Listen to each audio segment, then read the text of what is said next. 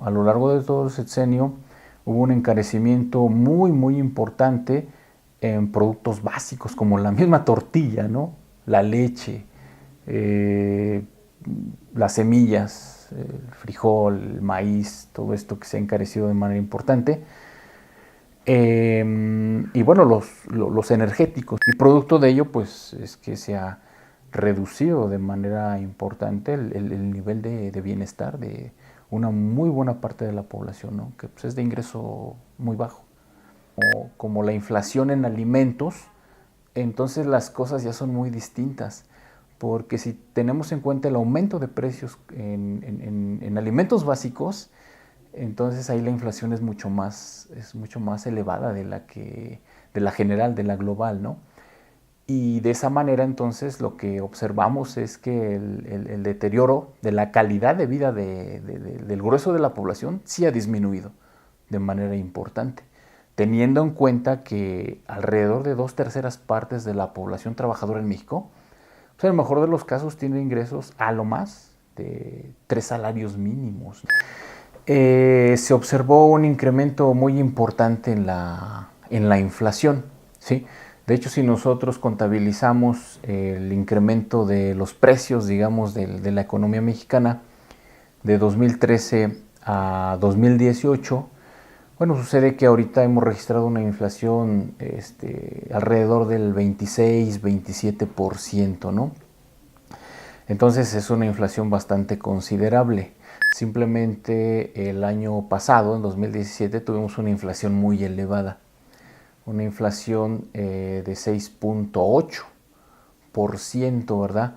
Es decir, una inflación que no se observaba pues prácticamente en las últimas 2 décadas. Entonces 2017, 2018 han sido años de eh, niveles de inflación elevados, ¿no? Digamos, al promedio que traemos desde hace, digamos, unos 10, 15 años, ¿no? Que es cercano al 4%. Entonces, cuando la inflación crece mucho, lo que se observa es una caída en la capacidad de compra de los ingresos de las personas, ¿no? Podemos referirnos en concreto al salario mínimo. El salario mínimo durante esta administración sucede que creció también de manera muy importante. O sea, el salario mínimo también del 2013 a la fecha ha acumulado un crecimiento por arriba del 45%. Imagínense, es un aumento bastante importante.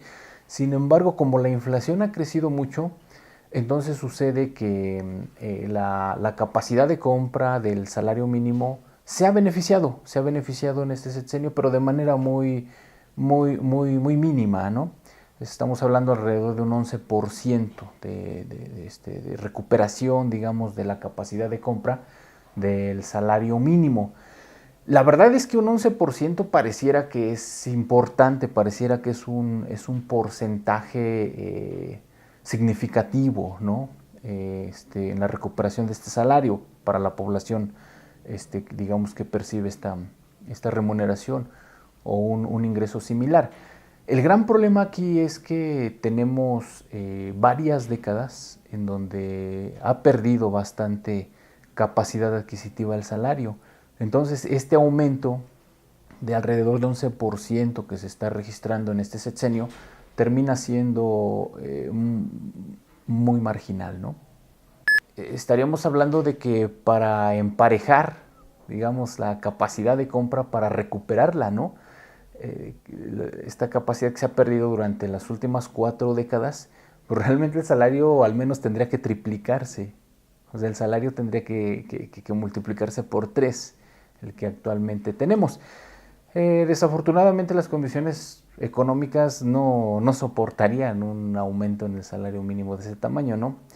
Eh, al nivel que en estos momentos se está proponiendo que el salario mínimo se ubique en poco más de 100 pesos. Se está proponiendo que alrededor de 102, 103 pesos sea el nuevo salario mínimo, ¿no?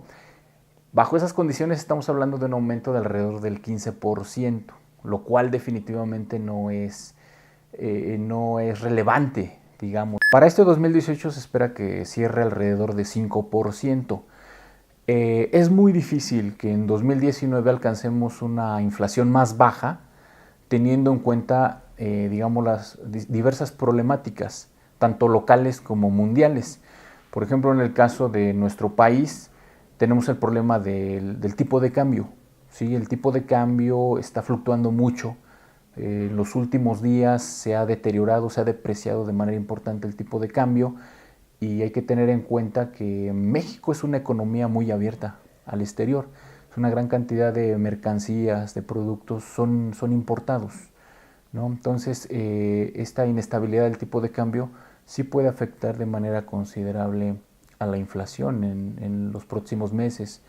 El nuevo gobierno tendrá que tomar una serie de medidas, principalmente en lo fiscal, que es donde él tiene más margen, digamos, de maniobra, ¿verdad?